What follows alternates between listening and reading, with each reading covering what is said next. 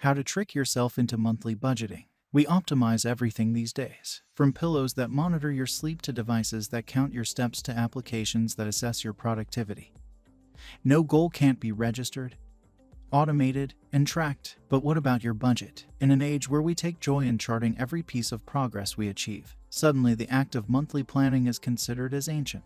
However, if we see how beneficial these improvements can be in other aspects of our lives, why not employ the same idea with budgeting? Here's how you can mislead yourself into doing it. How to mislead oneself into monthly budgeting. You make what you measure. This statement, typically used as a reminder at startup companies to develop and measure your goals and progress, also works well in monthly budgeting. After all, how can you know how well you're doing if you don't know what you're going for and can't track it? Once you set your financial objective, such as learning monthly budgeting, here's how to follow through with it. 1. Decide to become the boss of your money. The first approach to mislead yourself into monthly budgeting has nothing to do with statistics and everything to do with thinking. Kristen Wong, author of Get Money, believes that monthly budgeting gets a poor name because of how it's built, with its limited nature making the process feel like having a boss for your money. But a simple perspective shift can change everything. In her words, if you detest budgeting, the key to learning to love it is to flip the script and become the boss of your own money. And it all comes down to asking the proper questions. Ask yourself, why would I want to get my money in order? The answer can be, I want to pay off debt so I can travel carefree, or just I want to support my family so they feel secure. Whatever the task, when you have a clear and meaningful objective behind your target, it's no longer about constraining yourself.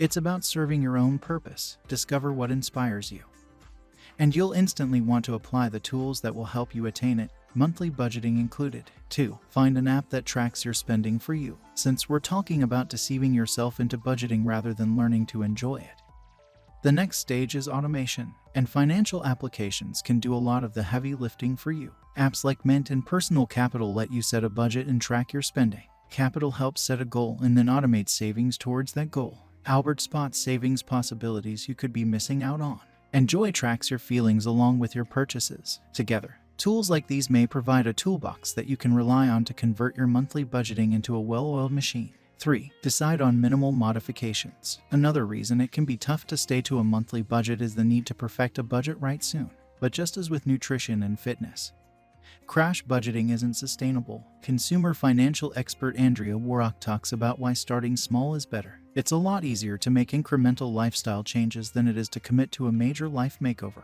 For instance, if you eat out every meal, it's not realistic to cut it out totally. Instead, start by brown bagging your lunch twice a week until it becomes a habit.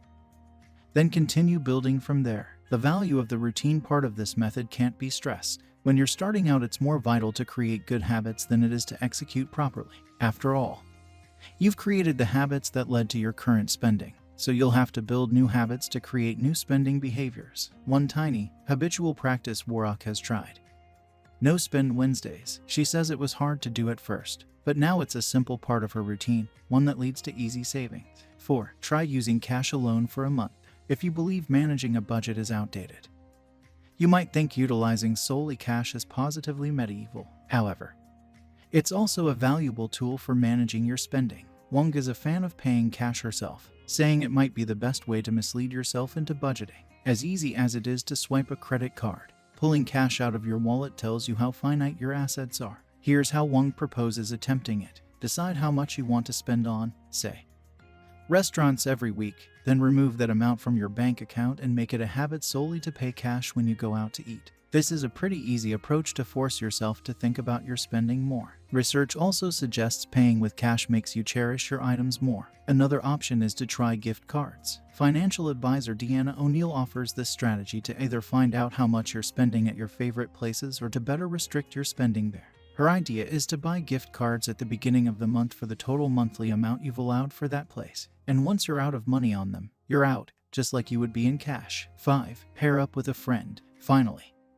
the hardest component of sticking to monthly budgeting: willpower. And the easiest way to boost it: find a friend. Warrock advocates hiring a budgeting buddy to hold yourself accountable for your monthly budget. Preferably, she says, it would be someone working on the same or similar aim and someone you trust. Share your budgetary goals with a trusted friend or family member and ask them to assist keep you on track during your trip. and confidently put you in your place if you start to stray. What's more, an accountability friend doesn't have to be someone who will criticize you if you go off track. Rather, choose a partner to work with on your financial objectives who will assist you identify why you're struggling. Remember, monthly budgeting isn't simply about numbers. Choosing a companion that can help you work past mental hurdles will go a long way, letting the math speak for itself. Here's the actual beauty of monthly budgeting. If you start small and find ways to deceive yourself into sustaining the budget, it gets simpler over time. Monthly budgeting feels restricted when it is restrictive.